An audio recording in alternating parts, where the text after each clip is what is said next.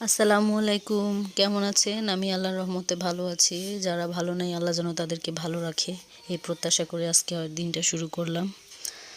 সারাদিন কত কাজ বাজ দেখাই, আমি জানি আমি অনেক এলোমেলো কাজ করি, অনেক সেভাবে হয়তো ভালো কিছু করতে পারি না, কিন্তু এর চেয়েও খারাপ অনেকেই করে। যাক, বাদ দিলাম ওসব কথা। আমার হেল্প করার মতন আমার জামাই এখন খুবই যথেষ্ট কষ্ট করে সে।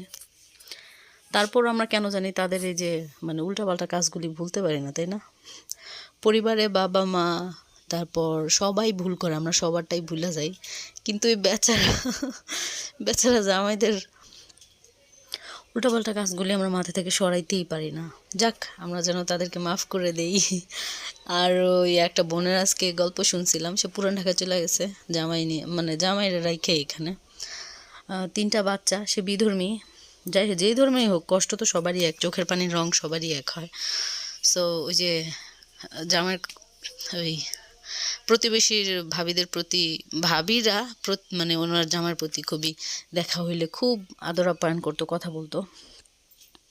অনেক কাহিনী আছে, সব কাহিনী তো আর আমরা বলতে পারি না, ফ্যামিলি ক্রাইসিস। তো তাই বলি আপুরা, ওই সমস্ত গায়ে পড়া ভাবিদের কাছ থেকে জামাইদের একটু দূরে রাখবেন, একটু শাসনে রাখবেন, মিষ্টি শাসন, আবার হাত হাত শাসন না, ওইটা না, একটু মিষ্টি শাসনে রাখবেন, যাতে তারা ওই পরজীবীদের কাছ থেকে দূরে থাকে। কারণ তাদের তো আবার এক জামাই দিয়ে হয় না, 2-3টা জামাই লাগে, নিজেরটা তো লাগেই, পাশাপাশি অন্যের জামাইও ধার করে নিতে চায়। সো এদের কাছ থেকে দূরে রাখবেন। বোনটা তার ছেলে মেয়ে নিয়ে অনেক দূরে থাকে, পুরান ঢাকা থাকে, জামাই এখন এখানে থাকে। কি একটা ছন্ন ছাড়া জীবন। এই তো মনে হয় কালকে গেছে, না না না 2 দিন হবে গেছে, একটু আগে মনে পড়লো তার কথা।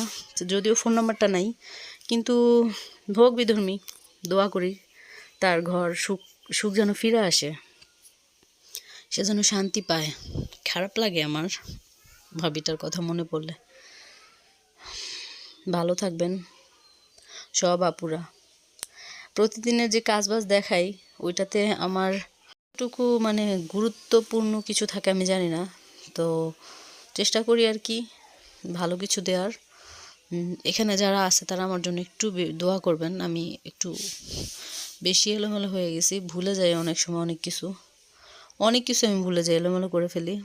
তো কেন ভুলি জানি না। অনেকে বলে যে সি সেকশন হইলে নাকি, সবাই না, অনেকে অনেক কিছু ভুলা যায় তাড়াতাড়ি, তো হয়তো বা আমার এরকম হয়েছে। দোয়া করবেন যেন রিকভারি করতে পারি। বাচ্চাদের জন্য যে পাবদা মাছ নিয়েছিলাম, রান্না করছি। আর দেখছেন সেই টাইমে এরা কেন যে উঠে আল্লাহ জানে, কীভাবে টের পায়। আমরা চুপ চুপ করে উঠি, তারপরও টের পায় সে।